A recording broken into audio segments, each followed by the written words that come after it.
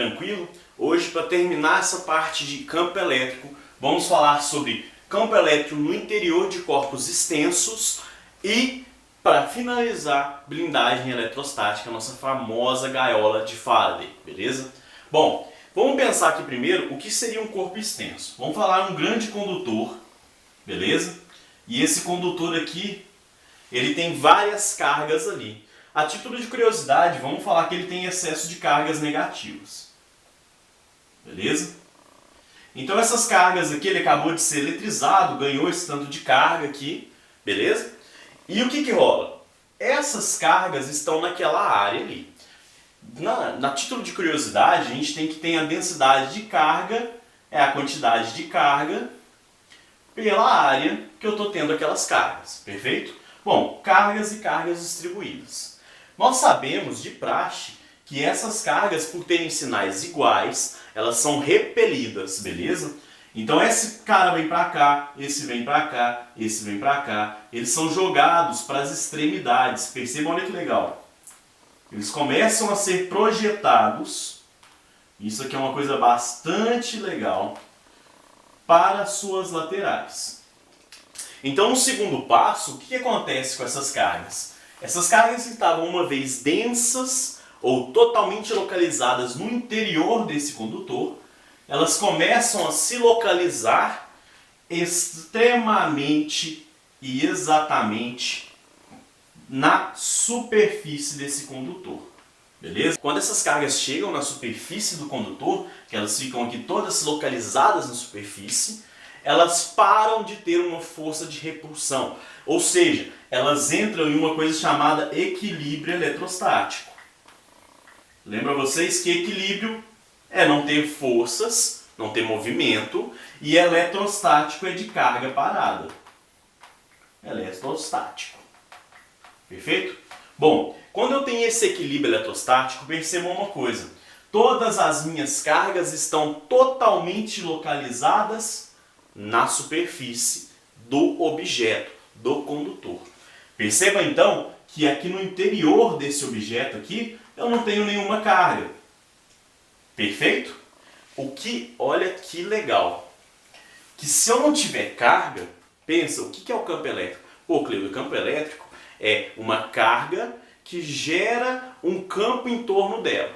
Tranquilo. Se aqui no interior eu não tenho carga, eu tenho campo elétrico? Não.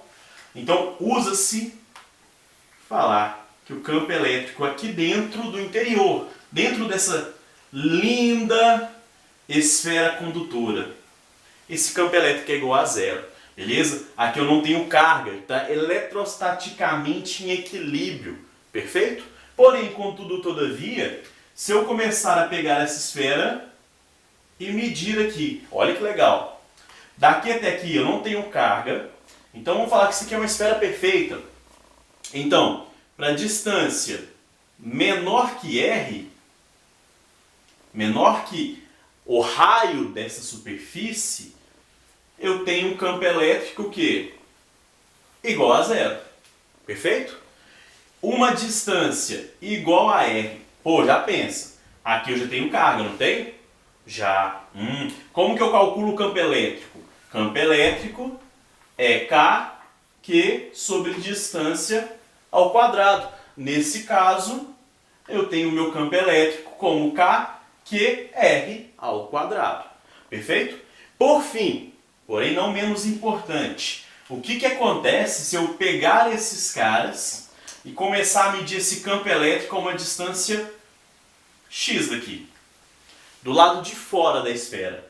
Bom, a minha distância então maior que R, eu tenho um campo elétrico igual a K, Q, R mais o X ao quadrado. Perfeito? Então se eu fosse enunciar esse cara como E0, E1 e E2, o que eu posso sempre falar de uma esfera condutora? Que uma esfera, ou um quadrado, ou qualquer forma geométrica perfeita, no interior dela eu tenho a menor interação de cargas. Depois, a uma distância x. E onde é o máximo? No raio. Então eu posso falar que E1, que é esse cara aqui, é maior que E2. beleza? Que é o cara um pouco para fora desse círculo, que é maior, que é zero. Lembrando que é zero sempre, sempre, sempre no interior de um condutor em equilíbrio eletrostático. Eu tenho um campo elétrico igual a zero. Perfeito? Guardem muito bem isso aqui. Então, na superfície eu tenho um máximo de campo elétrico. Depois da superfície, eu tenho um pouco menor esse campo elétrico. Sendo que no interior do meu corpo, eu tenho um campo elétrico nulo. Perfeito? Bom, isso leva a dois princípios e duas aplicações muito legais. Primeiro, vamos dar uma olhada numa coisa chamada poder das pontas. É o que? Já reparou que quando a gente vai fazer um para-raio, ou quando a gente vai olhar, o raio tem de cair mais em um mastro, mais em uma árvore, ou coisas pontiagudas? O que acontece? Pessoas, quando a gente tem uma superfície perfeitamente aqui, as cargas se focam na sua superfície, beleza? Elas ficam ali em torno da superfície. Porém, se eu tiver uma coisa não tão homogênea, uma coisa um pouco pontiaguda, vocês concordam comigo que eu vou ter uma grande concentração de cargas aqui? Então essa concentração de cargas vai atrair mais facilmente, por exemplo, um raio, uma descarga elétrica.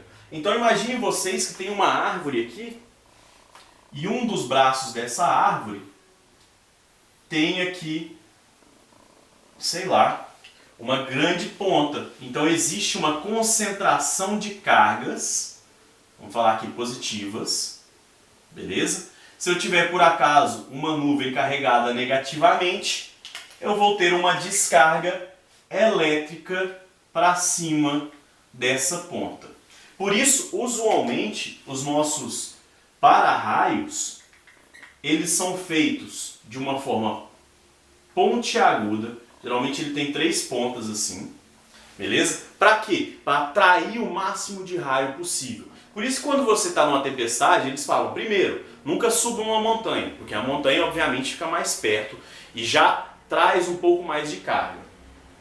Segundo, nunca fica perto de uma árvore. Por quê? A tendência de um raio cair numa árvore é muito maior do que ela cair apenas num solo liso, sem pontas, beleza? Então, não fique perto de árvores. Terceiro, não fique perto de mastros. Não fique perto de uma armação, beleza? Por exemplo, um arame da sua casa. Bom, e por último, nunca fique perto de para-raios, obviamente, né? Porque eles têm a capacidade de acumular mais cargas em suas pontas quando atingem o equilíbrio eletrostático. E esse acúmulo de cargas ali nas pontas atrai mais o raio, beleza? Até o objeto, perfeito? Então essa é a nossa primeira aplicação para essa distribuição de cargas. Qual que é a segunda, Cleuder? A nossa querida blindagem eletrostática.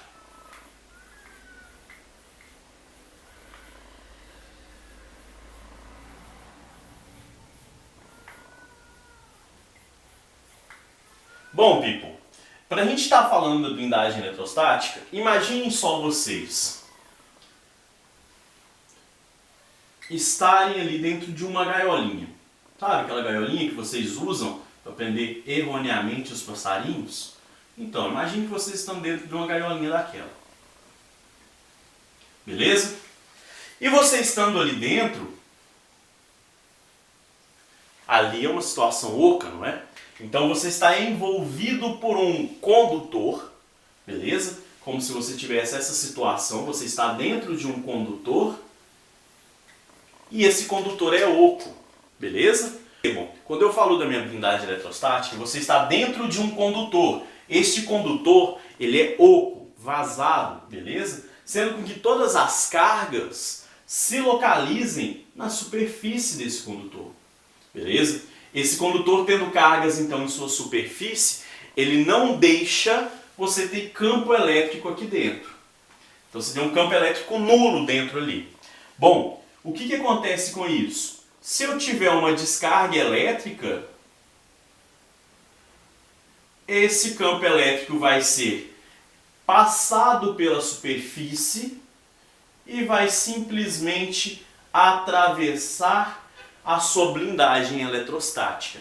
Você que está ali dentro, desde que você não toque em nada metálico ou na superfície disso aqui, você esteja devidamente isolado e que essa gaiola de Faraday esteja já em equilíbrio eletrostático, tranquilo? Então você ligou, deixou ela entrar em equilíbrio por um milésimo de segundo. Ela dentro do equilíbrio, ela já não conduz mais cargas aqui dentro. Ela chegou ao equilíbrio, show! Você pode ficar lá dentro sem tocar em nenhum material, sem não ter nenhum campo elétrico. E é o mesmo esquema, pessoal. Aqui dentro o campo elétrico é zero, na grade o campo elétrico é máximo e nas distâncias, quanto mais distante, menor o meu campo elétrico. Isso aqui é muito importante porque, por exemplo, é o que previne um carro ou faz o carro ser um dos melhores lugares para você ficar dentro quando tem uma chuva de raios. Perceba, um carro, quando ele recebe um raio, obviamente um pneu, não sendo um condutor, ele não vai suportar aquela tamanha carga que é de um raio. Então ele vai romper a rigidez dielétrica, beleza? Ele vai começar a conduzir, ele vai derreter e vai conduzir aquilo ali. Então o seu carro ele não é protegido por aquilo ali, mas o seu carro é uma gaiola de Faraday, é uma blindagem eletrostática. Você está dentro de um material condutor, que é um metal, beleza? Não tocando em nenhuma parte metálica, você está seguro ali, beleza? Então, perceba, se você estiver na sua casa, está chovendo raio, fique em casa, tem partes metálicas, então vai te proteger até que você não encoste em algo metálico. O mesmo serve para o carro, perfeito? Nunca encoste em algo metálico, uma tempestade de raio. Nunca fica perto de pontas, porque as pontas concentram cargas elétricas. Perfeitinho? E lembrem sempre, dentro de um condutor elétrico não existe campo elétrico. Na superfície tem um campo elétrico máximo e no exterior esse campo elétrico vai se reduzindo gradativamente. Perfeito? Abraço.